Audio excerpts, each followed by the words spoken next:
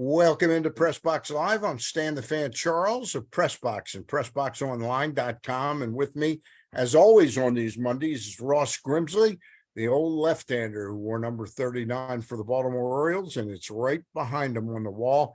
And Luke Jackson, who did not pitch for the 1983 Baltimore Orioles. But I did blow it a game last night, I think, for the Giants. Okay. So. All right. We're happy about that. Anyway, welcome aboard. I want to tell you that we're brought to you each and every time we do these Zooms by AJ Michaels, expert and award-winning AJ Michaels Heating, Air Conditioning, Plumbing, and Home Performance will improve your home's energy efficiency and comfort levels. The AC season is here now. There are still new rebates and discounts available. More at ajmichaels.com. And I'll tell you this at the outset, because I got another read I have to do a little bit later on in the program. The Costas Inn is where Luke Jackson, Ross Grimsley, and I will be eating crabs sometime later this month. Yes, they're sir. located at 4100 North Point Boulevard for the very best in crabs, crab cakes, crab soup, and all of it is shippable too. They'll ship it to you. Well, I don't think they ship steamed crabs other than a few select clients, but they do ship crab cakes all over the world. That's the Costas Inn. Go to costasin.com for the website and call in your order of crabs, reserve your order of crabs at 410-481-1300, 410-477-1975. I've started to give out an old phone number the last 2 weeks. Don't do that. I'm starting to give out. I'll probably give away my social security number too, if you ask. But anyway, it's 410-477-1975 for the Costas Inn.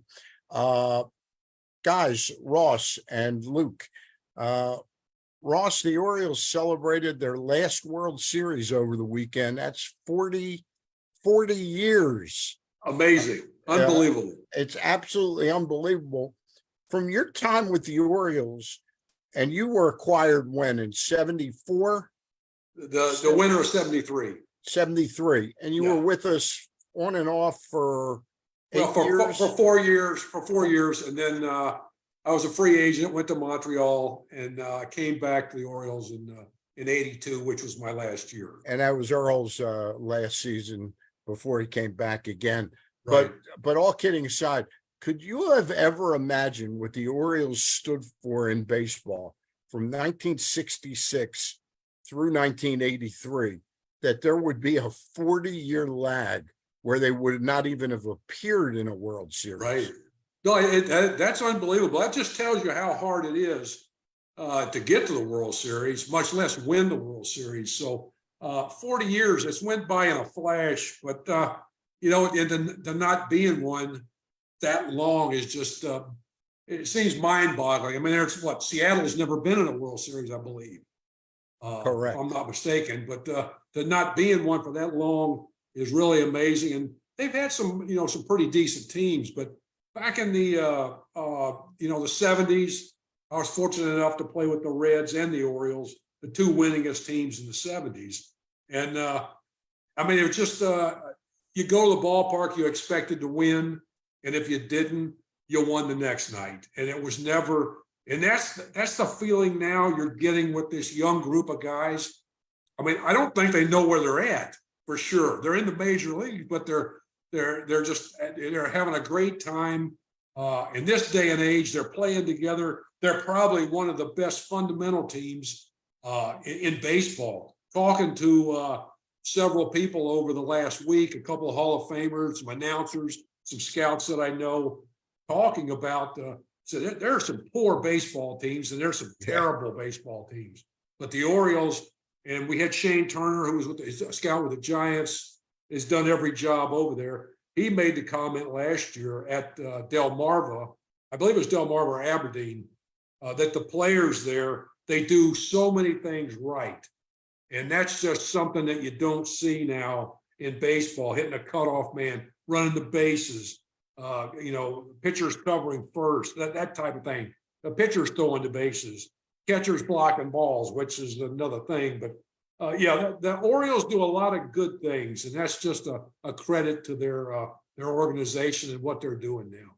Luke, So, one of the okay. things that they do better now than probably 90% of the other teams in baseball. We're now the team that forces the opposing starting pitcher, to really throw a lot of pitches. The Orioles used to be like, you could count on, you could know that they were going to be under 15 pitches 5-6 times a game. Now we're the team that's getting the 30 pitch innings, the 35 pitch innings. Can you talk about that a little bit? Yeah, and that was one of the first things that Brandon Hyde noticed in 2019 when he took over the manager's job in Baltimore, was that, boy, these guys are really aggressive and they don't work pitch counts. They don't work pitchers. And I think it was Kevin Gossman actually who said something interesting after the series in Toronto and that start that he had where he threw about 100 pitches in 4 2/3 or whatever it was. And he said they have team at bats, meaning that they're connected in their attack approach to the pitcher that they're facing. And so every one at bat leads to another at bat leads to another. They're not 9 individuals doing their own thing. Everyone is sort of on the same page. And it seems like mission one is to mostly, I mean, I know McKenna and I know Gunner like to hijack some first pitches. But for the most part, job one is making that pitcher throw pitches. Right. And I do like that they're very open to giving, particularly veteran hitters or hitters that they trust, the green light on 3-0. They'll also do that. The Santander home run on Saturday against the Mets was a 3-0 fastball. So they'll allow them to do that. And Ross, maybe you could speak to this, having been in player development, trying to build that team approach, trying to build an offensive approach that isn't just 9 guys individually doing whatever they want to do, but building a team approach that that everyone buys into, that everyone can sort of sink their teeth into. How difficult is that for a hitting coaches throughout the organization to do and to be on the same page there? Yeah, right. You know, one of the things, if you look at pitching in this day and age, I mean, everybody's trying to throw as hard as they can, trying to throw the breaking ball as hard as they can. And a lot of pitches, there are more wild pitches now in baseball than I think since 1995. Now, a lot of that falls in the dirt, and I've seen it with the Orioles over the past 2 weeks or so. Balls in the dirt that should be blocked, and even Rushman is starting to backhand balls. I don't know if that's something that's taught now, but any ball in the dirt that gets away from the catcher is a wild pitch. But anyway, getting back to the hitting end of it, the hitters, knowing that the pitchers can't consistently throw the ball where they want to now compared to years ago, they become more selective. And now instead of chasing these pitches, they get in hitters' counts. And they look for pitches, and if it's not what they want, if it's 2-0, take it. If it's not a pitch you can handle, if it's 3-0 or 3-1, the 3-0 pitches. I mean, a lot of in first pitches, a lot of times a guy hits a double and scores 2 runs, drives in 2 runs. Now, and the guy has been 3-2, 2-0, 3-1, and he gives up a hit. What happens now? He's feeling bad. He wants to get ahead. That's when your smart hitters, cherry pick and look for that first pitch fastball. And if it's a good one, hittable, they're all over it. Santander did it the other night. A lot of guys, they pick their times when the pitcher, they know the odds are he's going to throw a fastball. But what happens with the better hitting teams? And I think a lot of teams would want to do this, knowing that the pitchers have to throw certain pitches in certain places and certain counts. Look for it. If it's not there, take it, because you're going to get a couple pitches every at bat. It's just a matter of when that time is. And if you pay attention to the game and watch it, the pitchers will tell you what they're going to do overall, especially in this day and age. Ross, let me ask you a question. When you mentioned there are more wild pitches, the communication now, the Bluetooth communication, how is that actually, can you tell me what the catcher does that registers in the pitcher's ear? Because I can't imagine he's talking it and going fastball down. It's Yeah. got to be a numerical thing. Is You that what it know, is? I honest to God, Stan, I don't know. Okay. I Luke, do you have any idea? I don't have the slightest idea. I've never really researched it, but I will now and find out. But yeah, that's something I just don't know. But again, as a pitcher catcher, I don't understand why you have to do that. If you can't come up with a series of signs, then you got a major problem. You have a tremendous problem. If you can't fire down some signs that everybody can't pick up, what they do, they get on second, they're more looking for location. I mean, let me ask you a question. This is something we've never talked about. Does the pitching coach get involved in this and it's a three-way, like he's talking to both of them or something like that? Well, I hope that they. I can't imagine it would be that complicated. That the pitcher and catcher, you go over hitters before the series, you go over them before the game, or you should. Yeah, I would before think the game. they do that. And hopefully the pitcher is calling his own game. Yeah. Now, obviously, if it's a rookie or a new guy or something like that, you'll want to, you want to get a little help in between innings. The second time around the lineup. Maybe the third time, if you're fortunate enough to get to the third time, what do you think this guy's looking for this time? This is what we did last time. It's not the cat and mouse game it used to be, because the third, fourth time around, I mean, I know as a starting pitcher early in the game, you would be aggressive with your fastball early. Mm-hmm. And the next time around, you'd mix in more off-speed pitches if it called for that. Sometimes, I mean, if a guy can't hit a certain pitch, you're not going to throw him anything, or you shouldn't. But you get in trouble when you start guessing. Oh, he's looking for that. Well, he was looking for it before and he couldn't hit it. Why throw him something different? Or throwing two fastballs by him, now you want to throw a breaking ball. Or throwing two breaking balls, now you want to throw a fast. See it a lot. See it, and the general thing is they go, well, he was looking for it. Well, you could have told him it was coming. He wasn't going to hit it, But it's the game of the game that you don't see as much now as you used to see, because the pitchers don't go as far. So let me ask you this. We saw Jack.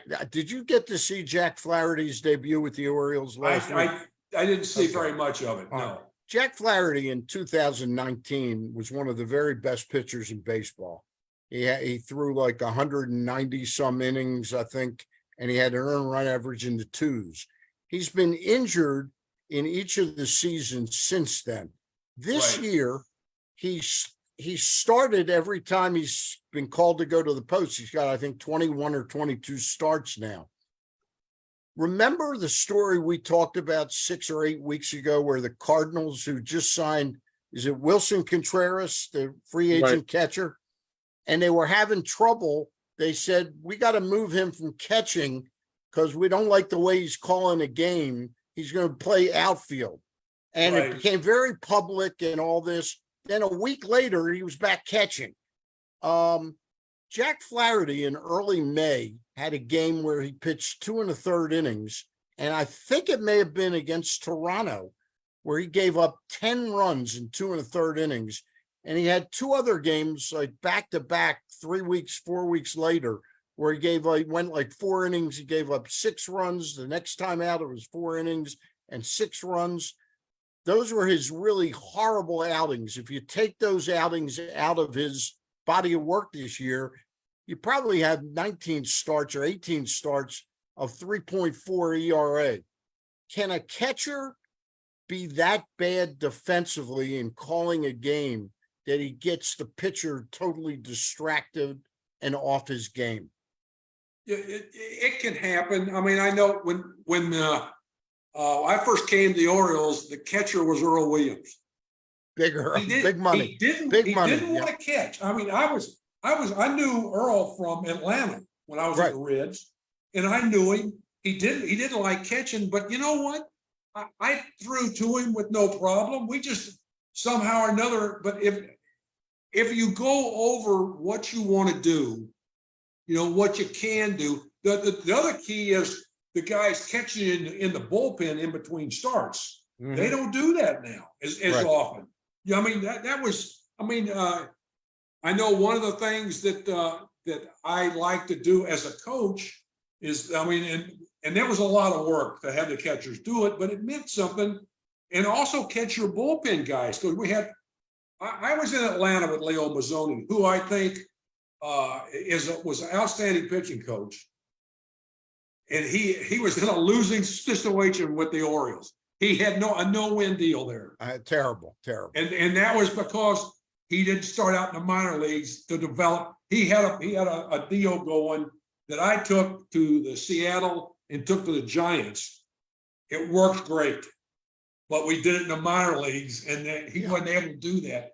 But anyway, I got off track with him. It's about how a catcher that's not really good defensively. Yeah, I mean they need to work with you. Yeah, but it comes. I mean, if catchers don't block balls in the dirt, pitcher's going to be afraid to throw balls in the dirt to get hitters to chase. Yeah. So that right there, you got to catchers have to work on that. It'll make the pitchers they'll throw that low breaking ball or change up and get hitters to chase it. But you got a catcher that can't do that.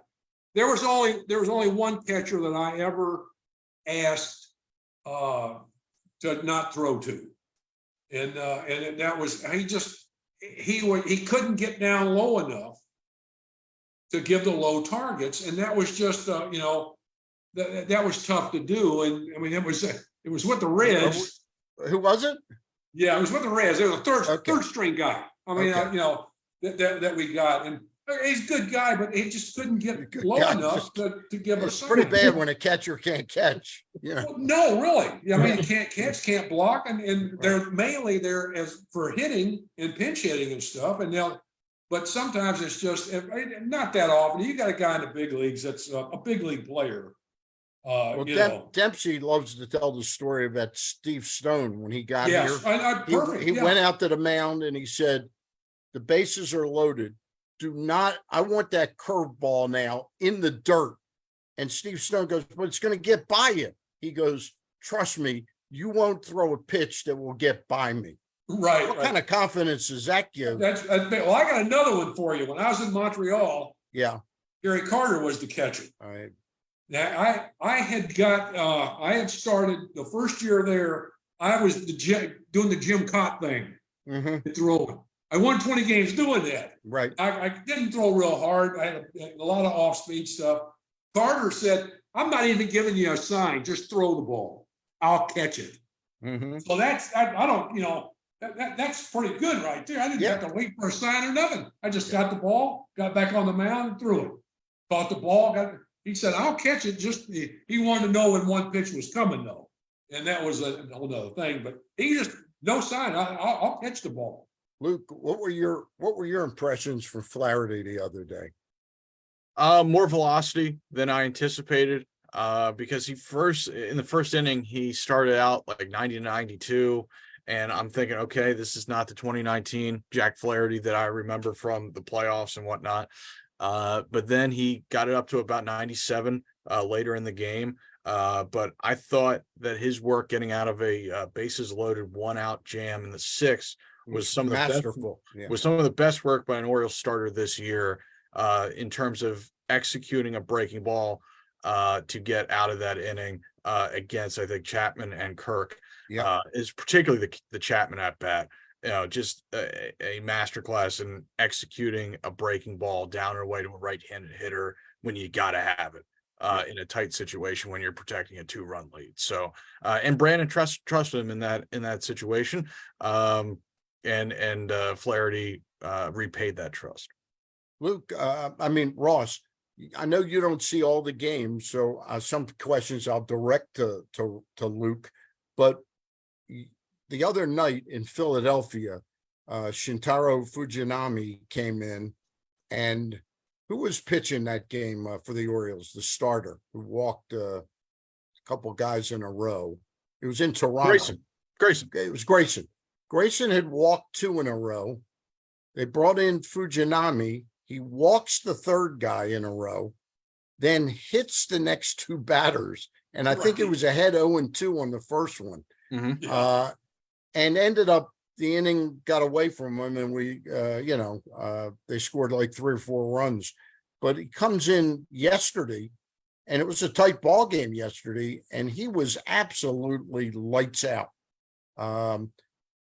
What do you make of a pitcher who can be absolutely unhittable on one day, and then Yeah. 3 days earlier he can't even get the ball over the plate?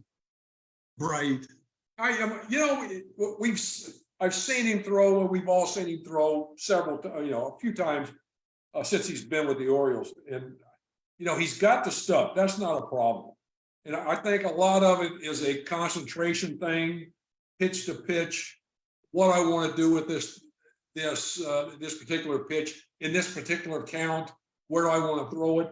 He's got the stuff. That's not. And I think the big thing. He hit yesterday. He hit 103 on a pitch. Yeah, I haven't seen Bautista. I think the big thing now is he's starting to realize, hey, if I he might put pressure on himself to do certain things, but he's getting, no matter what, if he does poorly, he's getting another opportunity, and he's going, oh wow, they trust me. That means a lot. That means a lot to especially a guy in the bullpen that struggles a little bit. He has the ability, and they found a way, the pitching people in the organization, they found a way to harness some of these pitchers' control. They found a way to be effective, more effective than most of them have been over their career. Now, whatever that secret sauce is, I don't know, but they sure thing they can probably make it work with him, or at least get him more consistent, where he can be, you can have a lot of trust in him every time out. Obviously, they see something. They also, I think, with Flaherty, they have some trust getting him to be better than he was. Yeah. By doing, because I tell you, when I first saw him come up with the Cardinals, he was very impressive. Him and Buehler from the Dodgers were two guys that were lights out. Yeah. And the only thing they had to do was stay healthy. But I thought the second half of 19 that Flaherty was the best pitcher in the National League. Oh, yeah. No, Yeah. He got tremendous stuff. So hopefully he can stay healthy. Hopefully they can find some little things here and there that will make him even more effective and more consistent. And I think they'll do the same thing with the bullpen guys, which they've done already with some of them. Flaherty, Ross, let me just ask you this. I think he's making about $7 million this year. He's a free agent after this year.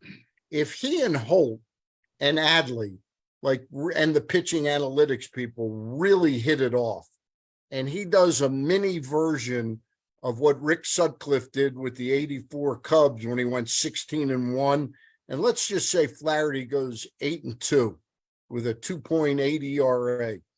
Is he eager to just take the most dollars out there on his next contract, or is he willing to maybe just say, hey, I'll take a little bit shorter contract because these guys are really, I'm learning a lot about how to be successful? Well, I think a big thing is everybody wants to be on a winner. Yeah. That's the thing.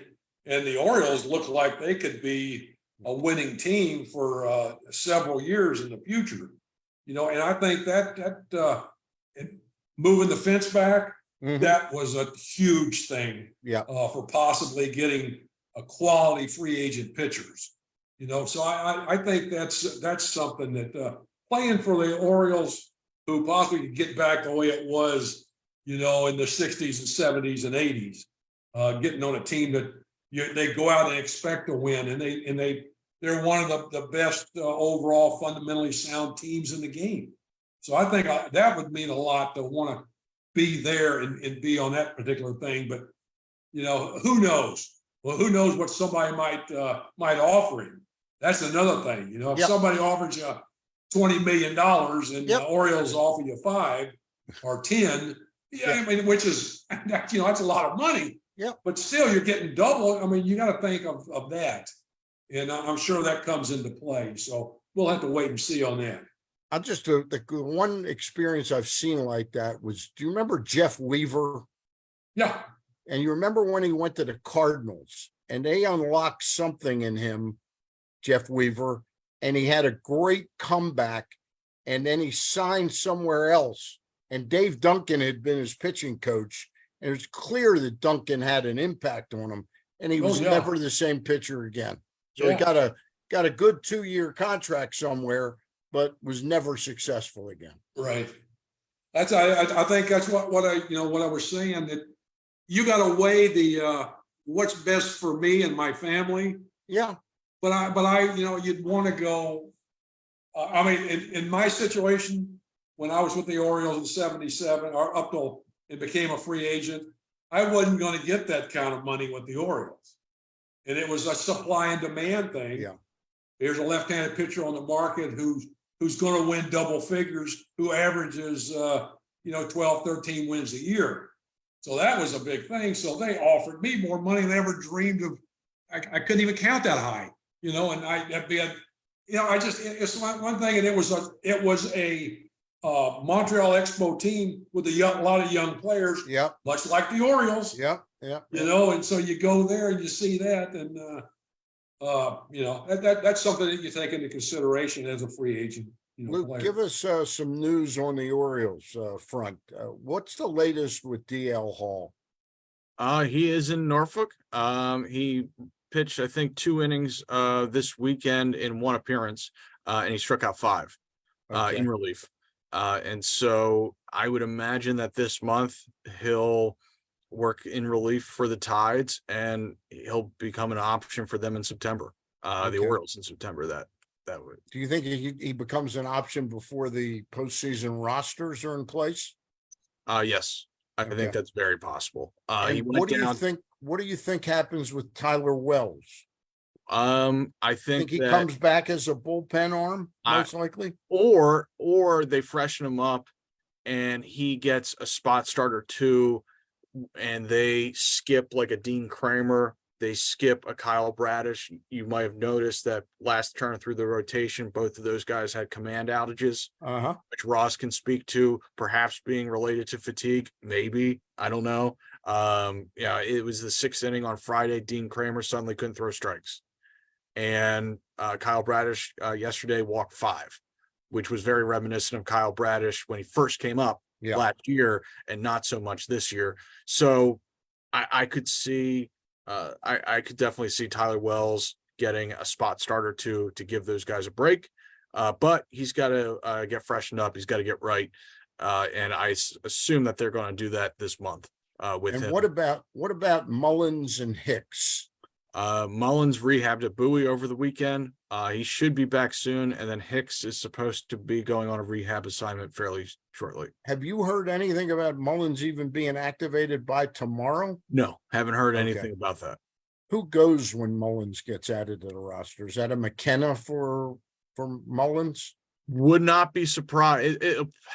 I mean, I guess it could be a bullpen arm depending on where they. I forget if they're at 12 or 13 pitchers. Obviously, they don't want to go below 12. I think they're at 13 right now. So they could remove a pitcher from the bullpen. You could, if you're adding a left-handed hitting outfielder, does that mean you would want to subtract Cowser because he's also a left-handed hitting outfielder? And do you want to send him down to Norfolk, get him more consistent at bats, and try to get him going a little bit and make him an option in September? I think that's possible. It's been a little bit of a rough go for Colton so far, which is not unexpected. It's not a big deal, but it happens.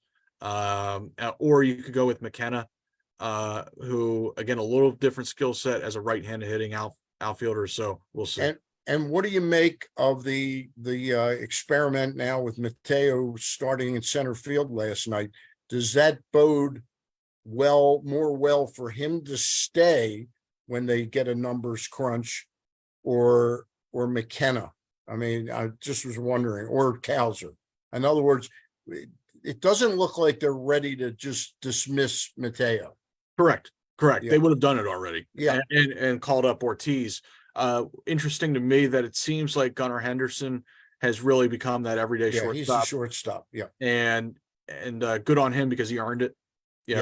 Early in the season, he wasn't necessarily playing every day. He was sitting against a lot of lefties. He was DHing some. He was playing third base some. He was playing shortstop some. And like I said, good on him. He earned it. And they allowed him to earn it. They didn't just give him the shortstop position, everyday shortstop position. And so that's good.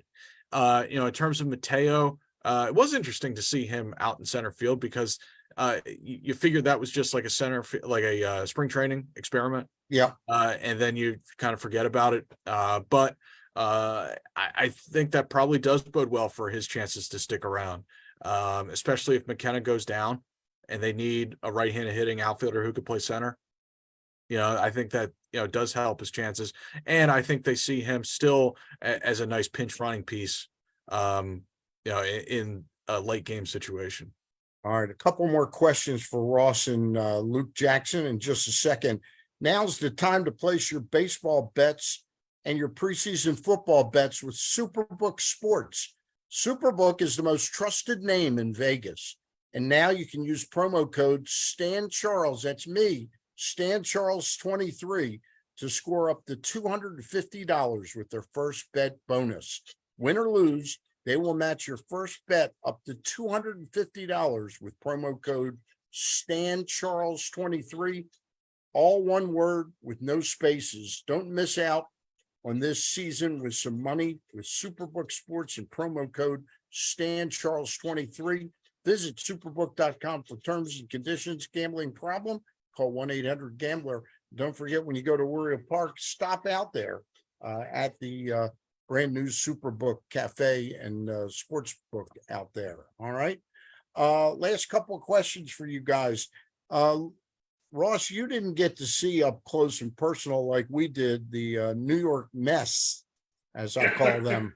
I wrote about it on PressBoxOnline.com along with my power rankings this week. This looks like, and I hate to say it, it looks to me like this is going to be the last call for Buck Showalter.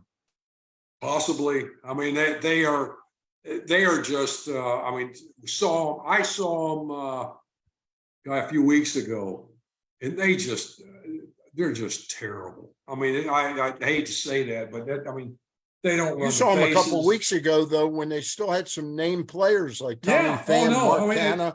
Now they're young, untested, and they're 0-6 since they're not trying. They're not playing hard for Buck. Well, when you got a bunch of guys that you got rid of most of your players, but still they weren't winning with those guys. I think they're 0-6 after the trade.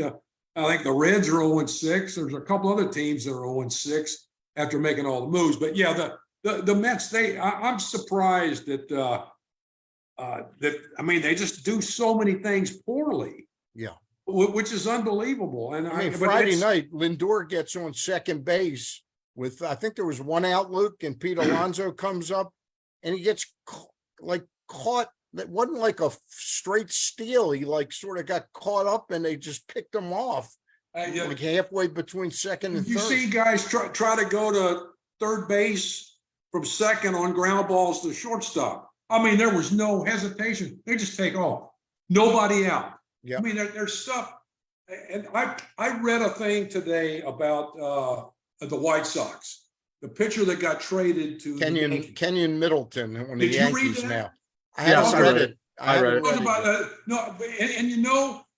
To me, that's not surprising one bit. Right. And it's more so in baseball with different baseball teams now than ever before, because you have people there that have never been in the big leagues, have no idea, that are trying to, teach these guys, or not teach, they can't teach because they don't know. But trying to have rules. God, you got to have rules. The players want rules. They want discipline. This guy couldn't wait to get to the Yankees, shaved his beard off as quick as he could, he said, knowing that they have rules over there and they have a culture. The White Sox had nothing.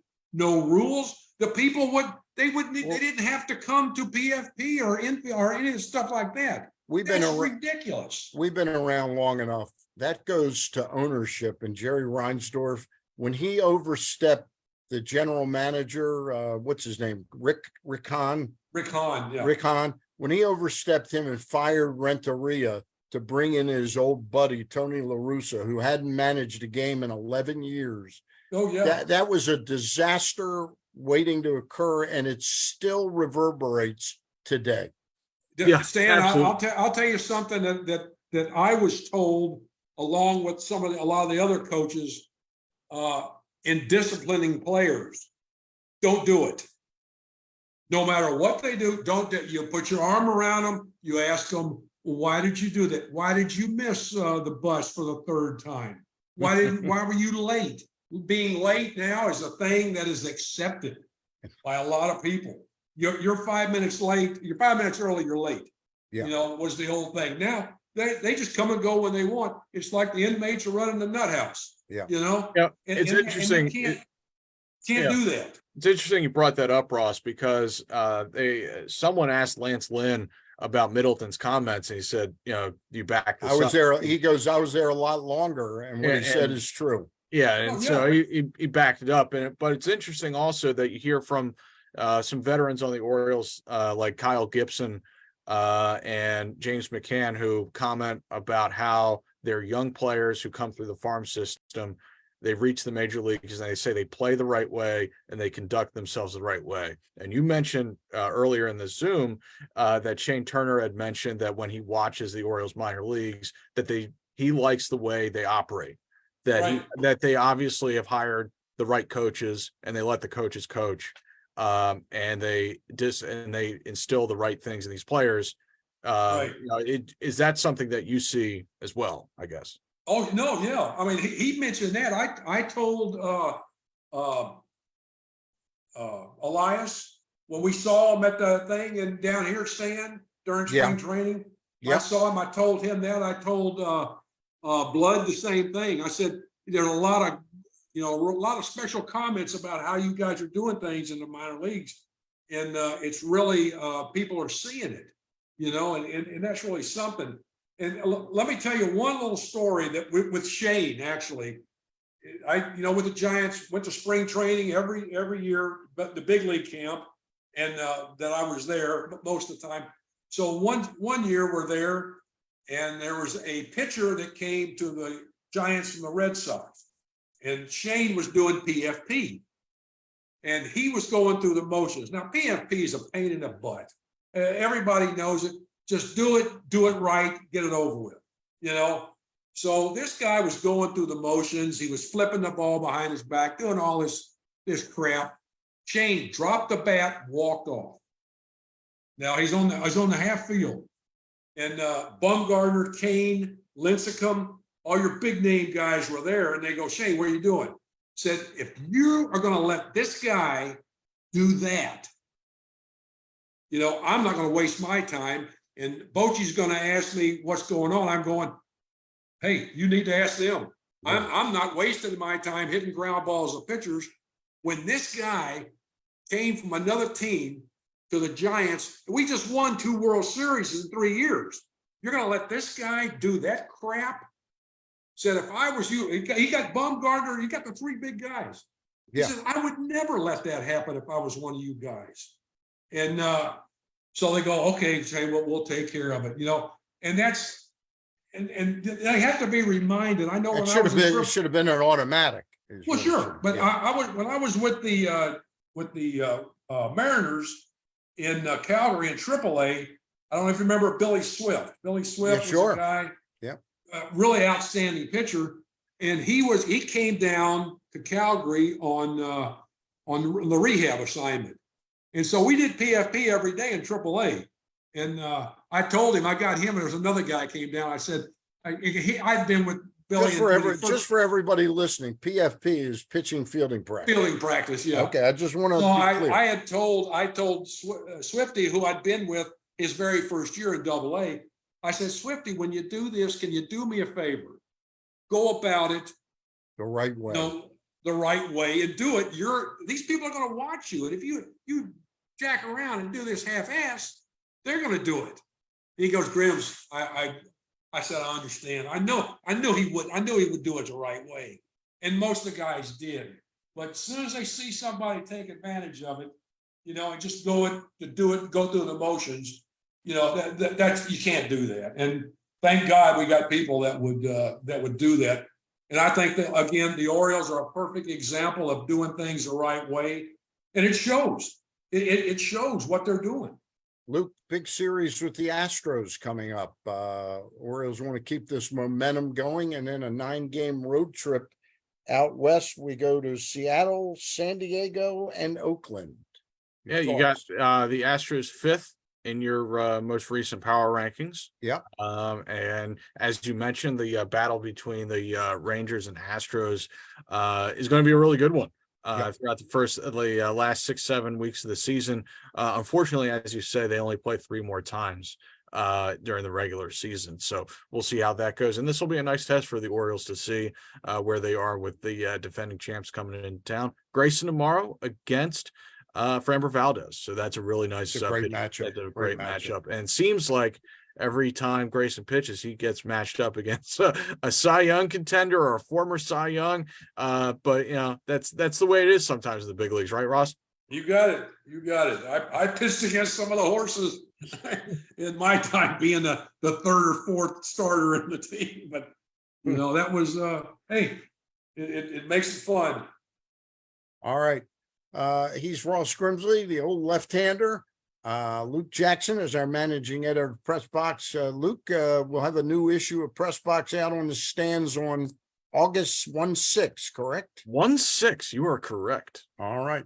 I'm Stan Charles. We want to thank again AJ Michaels, the Costas Inn, and of course, Superbook Sports. And remember to use that promo code StanCharles23. Go to superbook.com and use StanCharles23 when you make your first deposit, and you'll get up to a $250 first bet bonus.